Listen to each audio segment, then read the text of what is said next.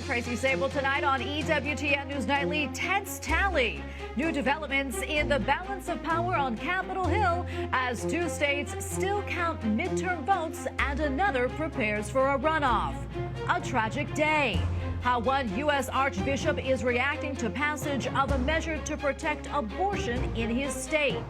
Invoking wisdom.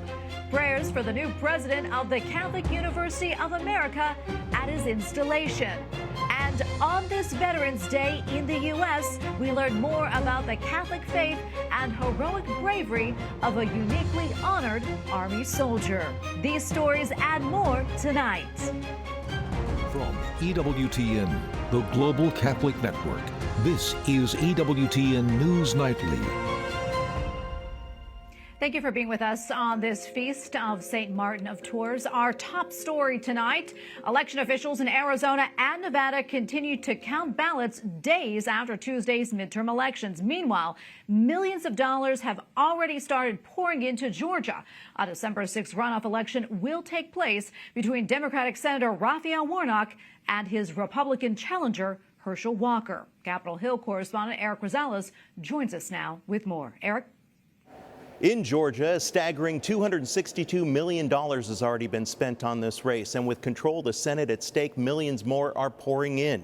Even the pro-life group Susan B. Anthony Pro-Life America has donated $1 million for Republican candidate Herschel Walker. Our main message throughout this cycle has been we need to check on the Biden administration. We need to push forward and stop the radical policies that they are pushing forward on the life issue. And Georgia is ground zero once again. Caitlin McCuskey is the political coordinator for Susan B. Anthony Pro-Life America. She tells me so far, pro-life field teams have visited over 456,000 homes in Georgia. Now a $1 million investment, she says, will help target the voting record of Senator Raphael Warnock, who was the lead co-sponsor of the Women's Health Protection Act, which mandates abortion on demand. The way that Senator Warnock has been voting, he has voted for abortion on demand through the 9th month of pregnancy, paid for by taxpayer dollars. Every opportunity he has been given, he has voted that way. Republican candidate Herschel Walker spoke to me in August about his pro-life views. I'm pro-life, and I don't make any excuses about it. I think a child is so precious, and you never know what that child will become. Millions are flowing into both campaigns. Records show Walker hauled in $3.3 million in fundraising on the first day of his Senate runoff campaign. Plus, the Democratic Senatorial Campaign Committee is spending $7 million on field operations for Senator Warnock. I'm going to need you to stick with me for 4 more weeks. Can we do that? They are going to throw every dollar at us that they can, every lie, every attack. The most expensive race also took place in Georgia back in 2021. $515 million was spent between Republican Senator David Perdue and Democrat Jon Ossoff. Ossoff ended up winning the runoff election. Experts say that this race could surpass that mark. At the Capitol, Eric Rosales, EWTN News Nightly. Well, the head of the Archdiocese of Detroit says the pro-abortion ballot initiative passed during the midterm elections marks, quote, a tragic day for Michigan. Archbishop Alan Vigneron also says, quote, abortion is now legal in Michigan at an unprecedented level and millions of lives are at stake, adding, we must pray and ask God for his mercy upon us for allowing this evil to happen in our state. On Tuesday, Michigan's pro-abortion Proposal 3 received around 56% of the vote. During a trip overseas, President Joe Biden praises U.S. veterans and makes a promise to other world leaders. He says America will meet its emissions reductions targets by 2030. White House correspondent Owen Jensen reports. Owen? Tracy, good evening to you. The Biden administration wants to cut down on methane emissions. So today, the president announced another rule going after the oil and gas industry, specifically to find and plug methane leaks at all drilling sites across the country. In Egypt, President Joe Biden addresses the UN climate conference known as COP27. The science is devastatingly clear. We have to make vital progress by the end of this decade. And that's why the United States is rallying the world around climate game changers. While urging the world to end its dependence on fossil fuels, the president also pointed to his legislative victories at home. And this summer, the United States Congress passed and I signed into law my proposal for the biggest, most important climate bill in the history of our country, the Inflation Reduction Act. Meanwhile, back in the U.S. on this Veterans Day, Vice President Kamala Harris participates in a wreath-laying ceremony at Arlington National Cemetery. She praised veterans for protecting democracy and freedom. Every day, through your life's work and your example, you make America stronger. And overseas, President Biden added, and on this special day, on every day, I honor all of those who sacrificed for our nation like my son. President Biden spent just 3 hours in Egypt, including a meeting with the country's autocratic leader, President Abdel Fattah el-Sisi.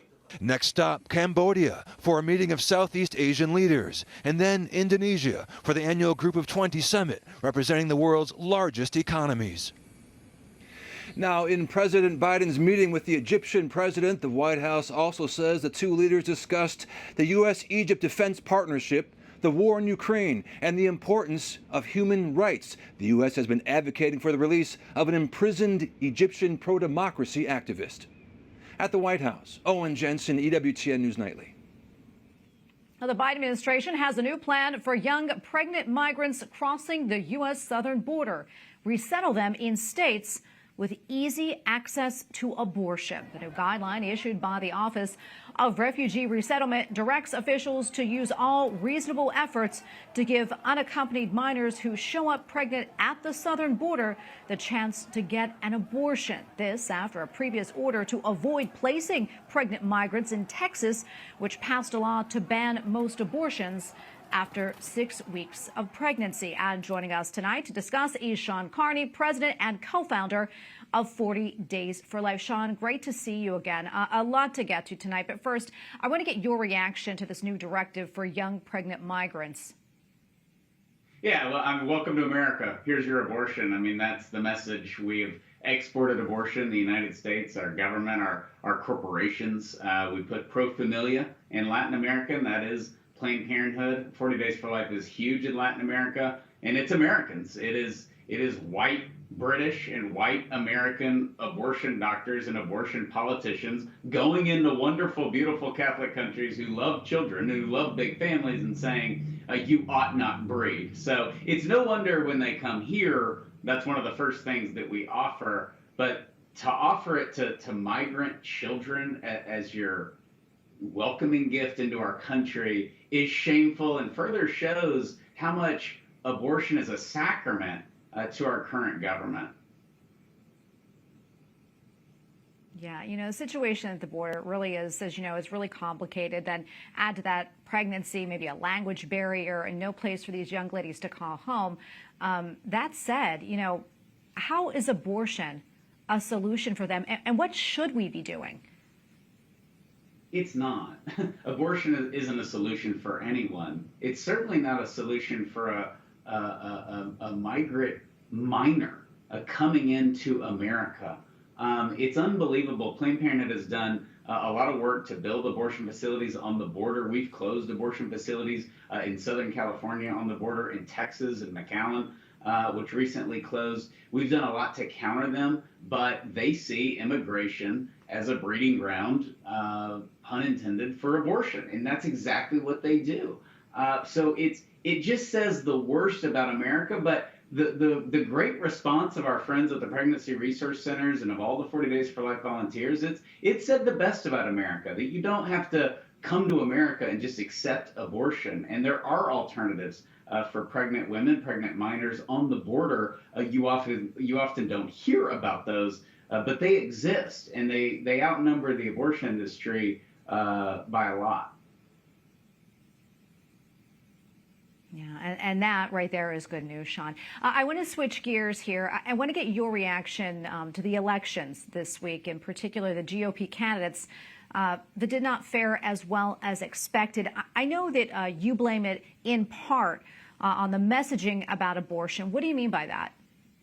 Yeah, if you were a coward pro-life Republican, you lost. And if you were a strong pro-life Republican who didn't walk around and kind of apologize for Roe v. Wade being overturned, for the Supreme Court correcting their error, then you won. You won big. We saw Greg Abbott here. I mean, Beto ran in Texas, where I live. He ran all on abortion. He spent a fortune on abortion ads, and he got crushed. We saw what DeSantis did, and Kemp, and these bold, proud pro-life governors. And then you go to some of these other places with very weak candidates who were not good on the abortion issue, who sort of hung their head and were nervous and didn't do a good job, and they got hammered. And so it's a great lesson. You also saw pro-life Republicans pro-abortion Republicans get crushed, like we saw in Colorado. And so there's no need to apologize for giving more freedom by recognizing the biological reality of all of our citizens and not just those that we want.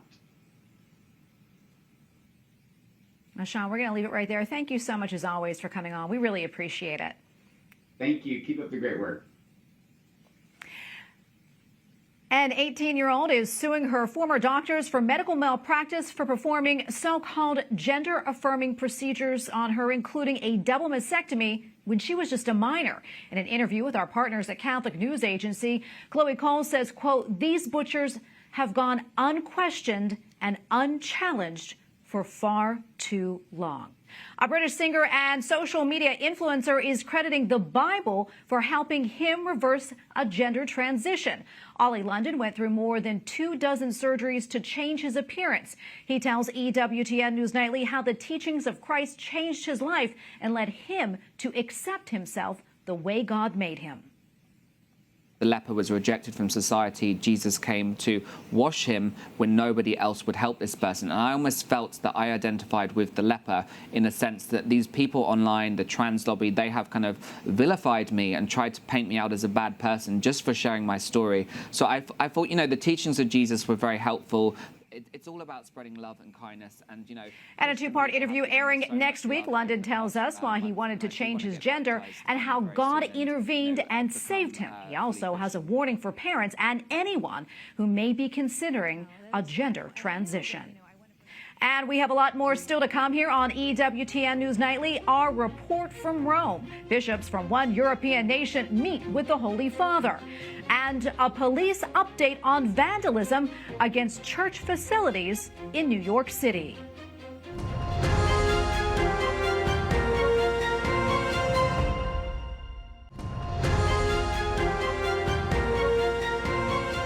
Thanks for staying with us. In New York City, a man has been arrested and charged in connection with a two-day vandalism spree that included churches. One of the attacks, captured on video, happened at St. Patrick's Cathedral, causing damage to Cardinal Timothy Dolan's attached residence. Church leaders in Bolivia are calling for an end to weeks-long protests in the South American country.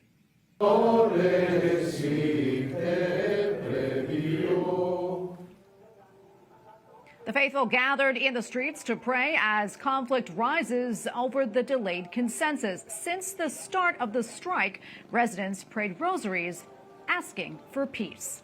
The bishops of the Netherlands met Pope Francis this morning, marking the end of their week-long visit. EWTN Vatican Bureau Chief Andreas Thonhauser had the opportunity to speak with one of them today. So with me here in Rome is Bishop Roberts from the Netherlands, and on the final day of the ad limina visits of the bishops of the Netherlands to the Holy Father here to the Vatican, he wants to also tell us a little bit how it went. Bishop Robert, what could you tell us about your meeting with the Holy Father? Yeah, that's indeed, it's the final day of our ad limina visit. The last one was 9 years ago. Normally it should be about 5, but with Corona and everything, with COVID. But we finally were here. It were good days, and today was a bit of the highlight of the week. The visit with the Holy Father. He's very informal, and so it's very relaxed actually. You just have a conversation. It's like a coffee visit. No formalities, just shaking hands, sitting around him, and no reading of papers, nothing.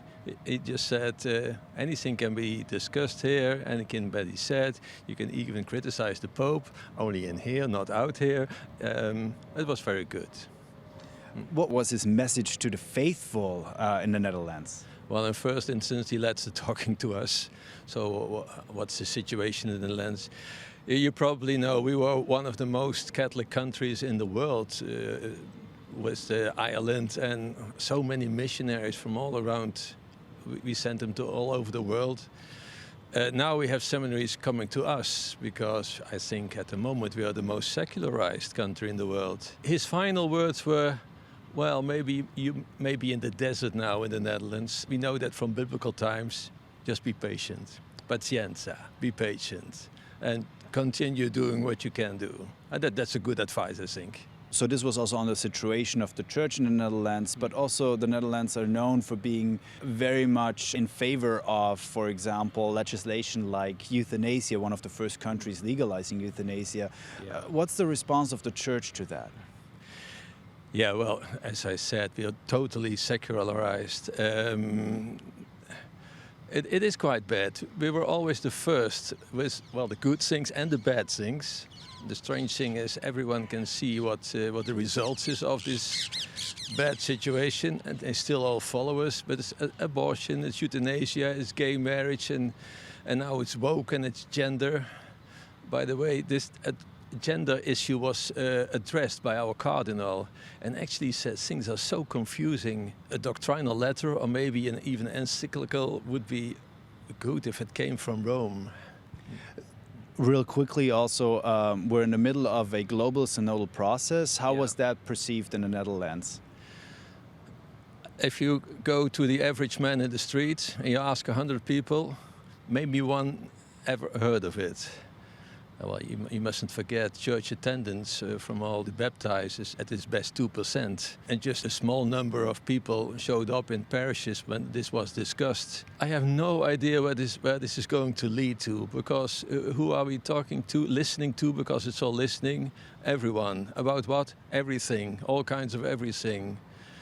Well, to me, it's up till now, well, it's a lot of those opinions.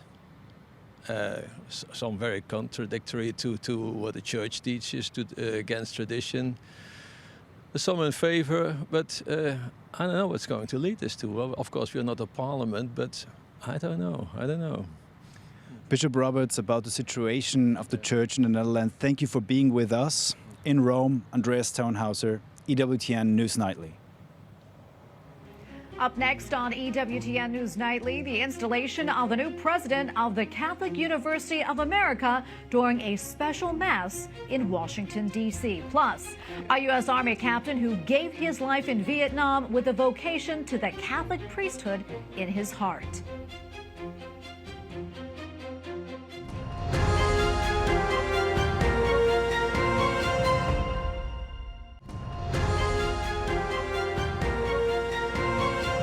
We are back tonight. As televised earlier today on EWTN, Dr. Peter Kilpatrick was installed as Catholic University's 16th president. In his message, he reflected on Christ's great commandment of love. Loving God and loving neighbor should be a guidepost for us here at the Catholic University of America. Learning to love requires that we allow God to fashion new hearts in us. Humility, which is born from gratitude, shapes how our students and faculty approach their scholarship. The ceremony took place during Mass at the Basilica of the National Shrine of the Immaculate Conception. Finally tonight, as the U.S. wraps up Veterans Day parades and tributes, we would like to introduce you to a very brave and very faithful soldier. Captain Humbert Rocky Versace served in both the Korean War and in Vietnam, where he was captured and tortured for 2 years and ultimately killed. He was a devout Catholic with a dream of one day becoming a priest and working with orphans. In 2001, he became the only Army POW to ever receive the Congressional Medal of Honor. And joining us tonight with more on this story is Kevin Rue, Army veteran and spokesman for Friends of Rocky Versace. Kevin, welcome. Thank you so much for your time today. Let's talk more about Captain Versace. I know that he was the son of a soldier. He also served as an altar boy and eventually graduated from West Point, after which his first assignment was in Korea, where you say he used his free time in a somewhat curious way. What can you tell us? Yes, this was in 1960 in war-torn Korea, a country that was just 7 years after the ceasefire in the Korean War, and the country was devastated. Tens of thousands of orphans, as you can well imagine. And Rocky, as a second lieutenant in charge of a tank platoon, had a great deal of responsibility. However, he found out that where he was based, there was a Catholic orphanage. And on Sundays, with the limited free time that he had, he worked with Catholic priests and the nuns who were there in that orphanage, helping out the orphans. That is absolutely wonderful. I know later during his first tour in Vietnam, Rocky really started to ponder the priesthood, and he even got accepted into the seminary, but then he got sent back to Vietnam for a second deployment. What happened after that? Correct. He finished a one-year combat tour in Vietnam from May of 1962 to May of 1963, then voluntarily extended his combat tour for 6 months. And during his time between those two tours, he came home to the United States and told his parents that he'd been accepted at the Maryknoll Seminary to become a Catholic priest after he finished his Army obligation. 2 weeks prior to his scheduled departure from Vietnam, originally scheduled in November now of 1963, he was on a combat operation with 2 other American soldiers and hundreds of South Vietnamese militia troops. Unfortunately, that combat operation went bad, and Rocky, First Lieutenant Nick Rowe, and Sergeant First Class Daniel Pitzer were captured by the Viet Cong. Can you talk to us about the conditions, during his time as a prisoner? Kind of explain all that to us. Certainly. This was a prisoner of war camp run by the Viet Cong, not the camps that many people are familiar with from the Vietnam War in Hanoi, run by the North Vietnamese. This was a jungle prisoner of war camp, and the conditions were very austere. First of all, it was in the far south of South Vietnam, further south than Saigon, and it was a place called the U Minh Forest, known by locals as the Forest of Darkness. It was triple canopy jungle. Thus, the prisoner of war camp didn't require any fences or really any guards, because if you were to escape, where would you go? The triple canopy jungle blocks out all the sunshine, so you were disoriented and wouldn't know north, south, east, or west. They also had very limited rations, no medical care, and they were tortured by the Viet Cong and subject to indoctrination by the communist cadre. It's really hard to imagine which awful, awful conditions there. But I know that one of the things he used to do is that he actually used to sing from his isolation box, even up until his last days. Can you tell us more about that? Sure. Rocky was the senior officer, and he took charge, and he did everything he could to make sure that he was increasing the morale of his fellow prisoners of war, Nick Rowe and Sergeant Dan Pitzer. As the senior officer in charge, he constantly was at the Viet Cong to tell them they should have better treatment, better food, better medical care, any medical care really. And he frequently sang patriotic songs and popular songs to buoy the morale of his fellow prisoners of war. And before I let you go, what lessons do you think we can learn from him as we pay tribute to all of our veterans today? Rocky gave his life, and he never thought that the United States would disregard him. He never lost his faith in God. That was it. He went to his death knowing that he would never deny his Catholic faith and that he would never lose faith in the United States of America. And that's what helped his fellow prisoners of war endure their own captivity. And both Nick Rowe, who escaped after 62 months as a prisoner of war, and Sergeant First Class Daniel Pitzer, who was released after 4 years as a prisoner of war. That allowed them to survive because Rocky took the brunt of the punishment and enabled his fellow prisoners of war to live. Well, Kevin, thank you so much for taking the time to speak with us about this incredible man. We appreciate it, and thank you for your service, sir. You're very welcome. Happy Veterans Day. And we thank you for watching tonight. Remember, you can follow us on social media, Facebook, Twitter, and Instagram at EWTN News Nightly. I'm Tracy Sable. Good night, and God bless.